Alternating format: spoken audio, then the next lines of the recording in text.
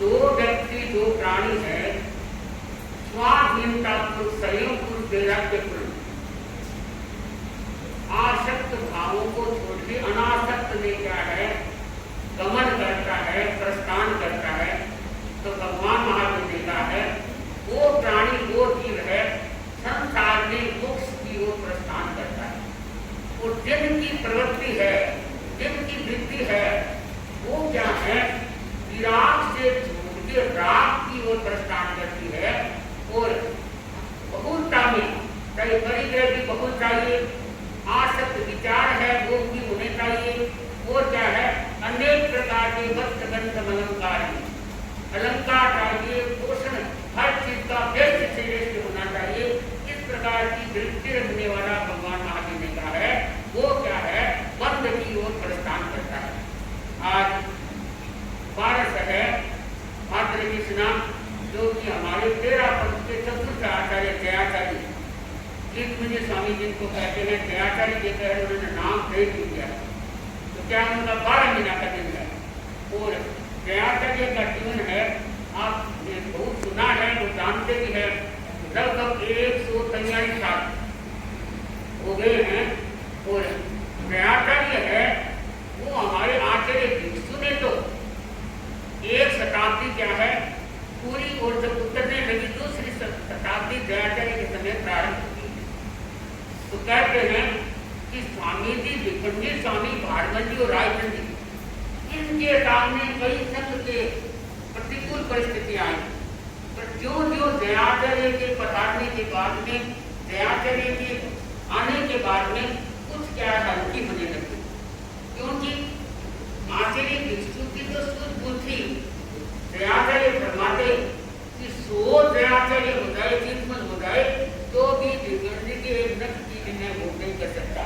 तो भाई बहनों ये गुरु की गरिमा क्योंकि व्यक्ति जितनी गुरु की गरिमा गाई जाती है उतना ही महानता को प्राप्त करते हैं। तो ठीक कहा गया है कि आत्मशक्ति देखे बिना जो करता है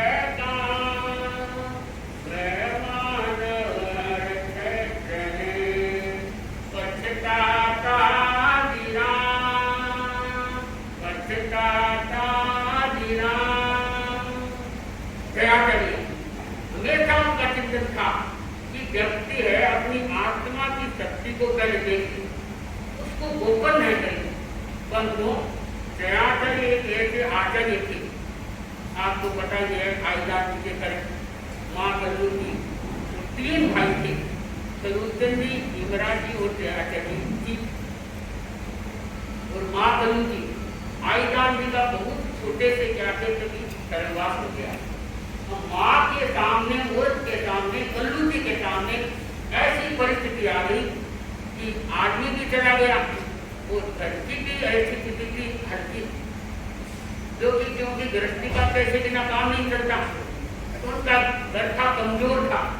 तो माँ ने क्या है बच्चों को भी अच्छे संस्कार दिए और क्या है कि उन्होंने कभी ये नहीं दिखाया मात्र खेत में जो था निकल उससे अपना काम चला।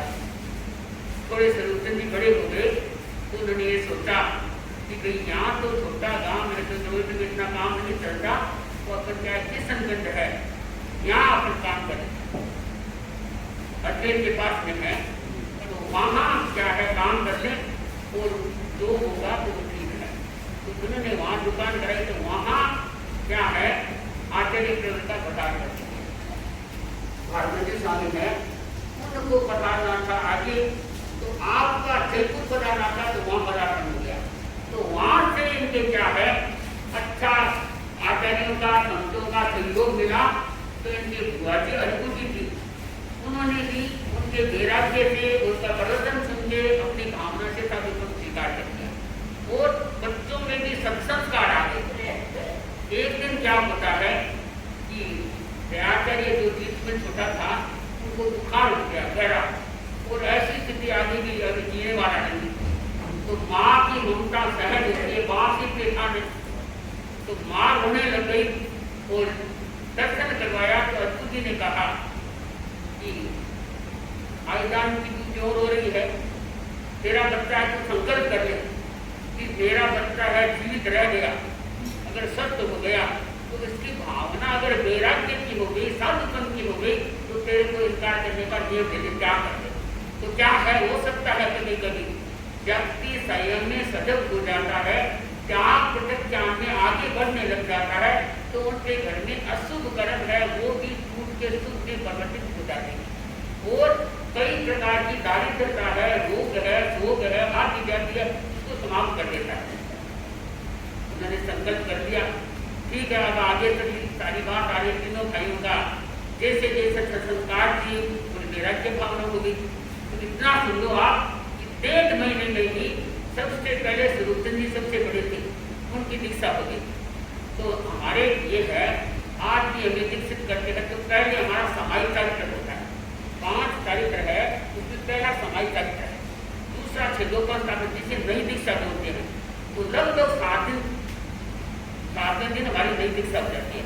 पर गुरु की अगर मर्जी हो तो 6 महीने में भी 6 वापस दे सकते हैं, 4 महीने के बाद भी वो गुरु की मर्जी होती है। क्योंकि अपने धर्म संघ में भी ये धर्मराज जी जो हमारे संघ से मुक्त हो गए, उनके भी इनकी ऐसी हुई है 4 महीने के बाद हुई, क्योंकि केवल जी स्वामी के पिताजी दीक्षा देने वाली थी। तो आते सोचा कि पिताजी को बड़ा रखना है, तो उनको पहले आएगा तो कोई बड़े हुई से कई है। पर आज इतना समझ ले तो जयाचार्य की दूसरे नंबर में दीक्षा हो गई और सबसे छोटे से बनी, वैराग्य भावना भी हो गई।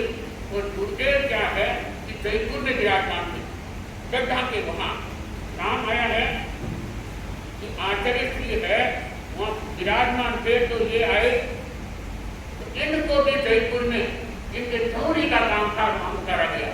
इन्हें देखा ये बच्चा तो बड़ा होनहार है। और क्या है कि ये अगर रास्ते में रहे, इतनी इनकी तीव्र बुद्धि है, इतना सहनशील व्यक्ति है, उनका सौम्य वर्ण नहीं मात्र क्या है विवेक एक जैसे कहा गया भगवान ने, विवेक ही धर्म है। इतना छोटा सा बच्चा है तो इतना विवेकवान। तो भाई बहनों, अद्भुत जी को उधर ले जाके कहा कि अद्भुत जी अगर तुम्हारा मन हो तो हम चाहते हैं कि इसकी सगाई करनी हो तो मेरे भाई की लड़की है ऐसे की गोद लेके उसके साथ कर देंगे और 50,000 रुपये उस समय में तेरे अभी भी नाम कर देंगे बेटे के नाम। और सारा दिन इतना घर में करता का नाम बड़ा था तो वो सारा तेरे बेटे को दिए। अद्भुत जी कब क्या है लोग में आने वाली थी, कब क्या है इनकी ये था भी। तो अद्भुत जी ने कहा कि 2 बेटों के तो स्वरूपचंद जी की और उनकी तो सगाई के पिताजी करके गए थे, बाद में आयुदान जी के कारण अष्ट गया गए। तो इसको भी मेरे किए है विभाग, तो वहाँ इनका क्या है रिश्ता एक जगह इनका बात हुई है। अगर इनकी वैराग्य भावना होगी तो बात भी अलग है। ये तो माँ ने मूर्ख होने एक जैसा जवाब दिया कि क्या है मेरे बेटे को कोई तुम्हारा ये दोष नहीं है कि हमें ये लेना है, इसकी दो है। क्योंकि अद्भुत जी को भी मैंने ये वचन दे रखा है, उन्होंने भी क्या रखा है तेरा बेटा ठीक हो जाए तो साधुपन देना है, पहली बात है। दूसरी मेरे की है वहाँ सगाई की बात पक्की से है। तो हमारा क्या है इनका देखो क्या योग होगा। तो भाई बहनों आप सुनेंगे कि ऋषिराज राय बारमनी स्वामी है, स्वरूपचंद स्वामी को दीक्षा दी, वो ऋषिराज राज को भेजा कि तुम जाओ उनको दीक्षा दो। किनको? गीतमती को, ये तेरा ही बनने वाला है, ये तू मेरे पीछे भाग खाने वाला। यही तो बात है कि गुरु होते हैं वो नहीं कार्य माना कुर तुझे तो नहीं थे, ज्ञानी थे, 36 गुणों में धारक थे, वो जानते थे बात को। तो उन्होंने ये कहा कि तेरे पीछे ये उगाम खाने वाला है। तो भाई बहनों ऋषि राय महाराज में इतनी शक्ति है। आज भी हम जब बिहार करते हैं तो बड़े का ये बड़ों की बातें जब पता चलता है सुनते उधर बड़े साथ हमें बताते बिहार करते हैं तो कितनी गहरी हो याद कर लो ऋषि राय महाराज को कि महाराज तो कितनी बार हमारा काम पड़ा है। देखो ये तो नहीं कहते कि रोज पड़ा है, भयंकर टाइप दुख हो कहते ऋषि राय महाराज को याद करते हैं तो वो दुख भी कम हो जाती है, बंद हो जाती है। तो ऋषि राय महाराज की बड़ी शक्ति थी, तपस्या थी, वो इतने क्या है तेजस्वी आचार्य थे। तो मैं आपको इसलिए बता रही हूँ कि ऋषि राय महाराज ने गुरु की आज्ञा की दीक्षा दी तो ये रोज फरमाते। बड़ी बात है इनके 2 घंटा तक तो इतना समय नहीं है, तो दयाचार्य फरमाते कि मेरे क्या है मूल गुरु तो है की आज्ञा से मैं दीक्षा गुरु मेरे है रायचूर स्वामी, वो शिक्षा गुरु हेमराज 12 वर्ष तक हेमराज स्वामी के साथ रहे। वो तीनों भाइयों को भी रखा कि हेमराज जी को गुरुदेव ने अपने ऋषिराज मराठी महात्मा जी सामने अपने साथ रख दिया और महाराज स्वामी ने आज्ञा दी कि समुद्री स्वामी और तीर्थबल को हेमराज स्वामी के साथ रखा जाए, क्योंकि हेमराज स्वामी है वो संतों को सिखाने में बड़े भाई, सिखाने में आचार विचार, हमारी आचार की शिथिलता नहीं होनी चाहिए। साधु बन गए और कमी हो सकती है। भाई बहनों, भगवान ने यहाँ तक बताया गुरुदेव कुछ ही करवा दे, चाहे कला कम हो जाए, चाहे ध्यान देना कम आए, मन आए, चाहे तपस्या कम हो, परंतु हमारे आचार और विचार की शुद्धि होनी चाहिए। साधु को अपने आचार विचार को समझना चाहिए कि हमारा आचार विचार जितना शुद्ध होगा इतना ही हमारा साधुपन समझेगा। नहीं तो भाई बहनों क्या है कि साधुपन है वो मात्र नाम शब्दों से रह गया है। भगवान ने यहाँ तक बताया है कि एक तो चंद्रमा निकलता है जो दूध का चंद्रमा होता है, दूध का हुआ है। लोग से क्या है, दूध के चंद्रमा को देखना पसंद करते हैं। क्यों करते हैं कि वो कलाओं को लेके आगे से आगे बढ़ते रहते हैं। एक टाइप पूर्णिमा का चंद्रमा है, कलाओं से निपुण होता है, फिर भी उसको जल्दी से नहीं चाहते, कहते भी ये तो अस्त होने वाला है, बाद में कलाओं तो बाद में। तो दूध का चंद्रमा होता है, कोई 5 का चंद्रमा है, कोई 10 का चंद्रमा है। तो कलाएं साधु है, वो कितनी प्रकार की सिद्धियां, कितनी प्रकार की शक्तियां होती है भाई ना, वो तो साधना से ही होती है।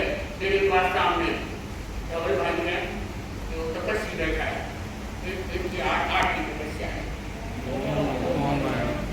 और भावना अच्छी है, माँ भक्त है, इसकी भी अच्छी भावना है कि मेरा बेटा है आगे से आगे बढ़े। इसके पिताजी के लिए दूर करने के लिए बहुत बड़ा क्या है, सोपान है, बड़ी शक्ति है, आत्म की बात है। और ये अपने याद करके ये बात ले गए कि अनंत शक्ति से संपन्न हो रहा हूँ, वो सिद्धांत मैं शरीर नहीं हूँ परंतु आत्मा हूँ, आत्मा मेरी उधर हो रही है। नमो आय ज्ञान, मैं नेतृत्व के गुणों को संपन्न कर रहा हूँ, गुरु के गुणों को मैं भी संपन्न कर रहा हूँ। नमो ध्यान, तीन मैंने बताया था, और जानता है नमो ध्यान, मैं ज्ञान एवं विनय के गुणों से संपन्न हो रहा हूँ, मैं ज्ञान और विनय के गुणों से संपन्न हो रहा हूँ। नमो लोये सत्वसानु, मैं समस्त के सुख से संपन्न हो रहा हूँ, मैं समस्त के सुख से संपन्न हो रहा हूँ, मैं समस्त के सुख से संपन्न हो रहा हूँ। तो इसका हर फायदा है, इस बात का ध्यान करना है।